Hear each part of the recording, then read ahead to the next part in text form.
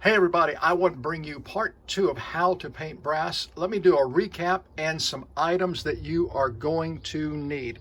One, you're going to need Rust-Oleum self-etching primer. You can get it at any big box store. A lot of the automotive stores carry it. The Rust-Oleum high heat, I'll talk about that in just a minute. That's for a different project. You're going to need fingernail polish remover, which is basically acetone.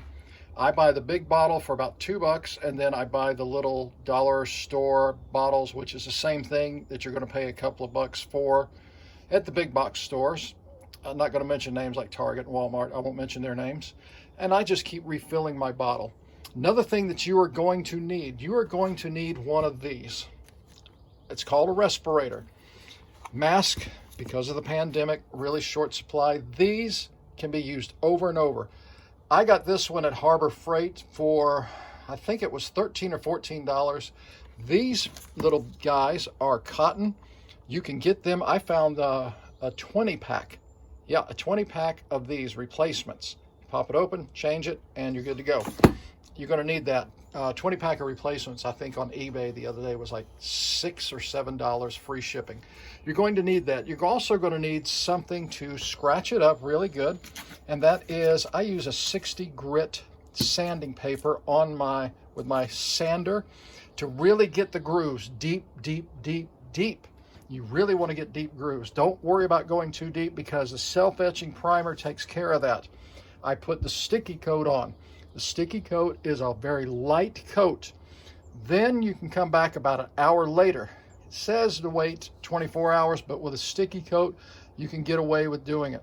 I put a light coat just to adhere, and don't worry about your deep grooves. The self-etching primer will fill that. So don't worry about it. You don't have to go super heavy with another coat. I'm going to do another coat, and it will be the last coat in about 30-40 minutes. I will do that and we'll be good to go. These are some of the paints that I'm considering using. The metallic, which has got a real nice shine to it, or satin finish, and I might do the satin finish with this. I'm just trying to decide which way to go, which way is going to work best. Now, here is another tip. Get painter's paper. I got this at Home Depot for $4. This will probably last me about 6-7 months because I don't use a lot because I'm not covering a car, bicycle, motorcycle, anything, etc. So you want to get these items. They're not expensive. Get those items, then you'll be able to do this. Now, I know that springtime is just around the corner, and when we do stuff in the springtime, sometimes we have a tendency to throw things away and say, I wished I hadn't done that. I could have refinished it. This stuff for refinishing fireplace, some of the framing, you pop it loose, scrape it up really good, sand it down with the sanding paper.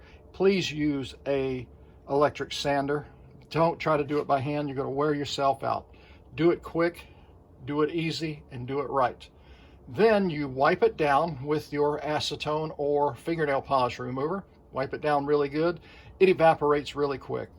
And then wipe it down with a dry, clean towel. Spray it with a high heat paint. This stuff adheres pretty quick. You will have to wait a while in between coats, but it will give a whole new look to your fireplace. There's some things like candlestick holders. I don't want them anymore. Redo them. And there's some other DIY stuff. Yeah, I've not had enough coffee. DIY stuff that you can do. And I'll show you some materials and different things I learned in the past year or so of how to do these things. Also, this is going to be one of your best friends.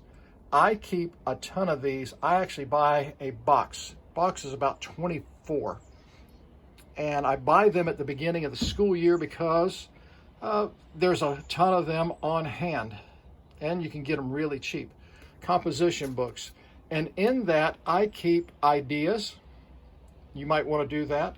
I also keep a list of materials that I need or have used. It's a good reference to go back to. A long pencil, as a short pencil, is better than a long memory. I'll get it right. Don't worry. Hang in there with me. You'll get it and you'll write it down. I even keep receipts in mine. So you know, you do what you want to do, but write down things that you have done.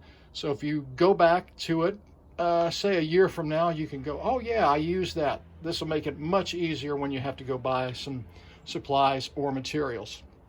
So it's a good idea to keep that on hand. Let's see, the Mandalorian project, it's coming along.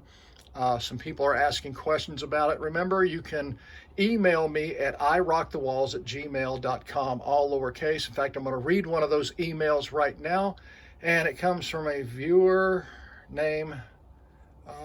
God, her name's familiar. My wife's name is Valerie. Okay.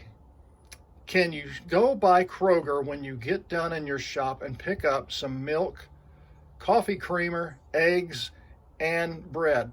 Well, that's not a question. Really, come on, people, give me a question. Lord, don't need my wife emailing me and texting me. Actually, I don't mind. But anyway, lots of different stuff that you can do with different tools. And we're going to be covering a lot of that in the days, weeks, and months of 2021. Remember, get your materials, get them lined up, and you can be a DIYer too. And I will see you soon.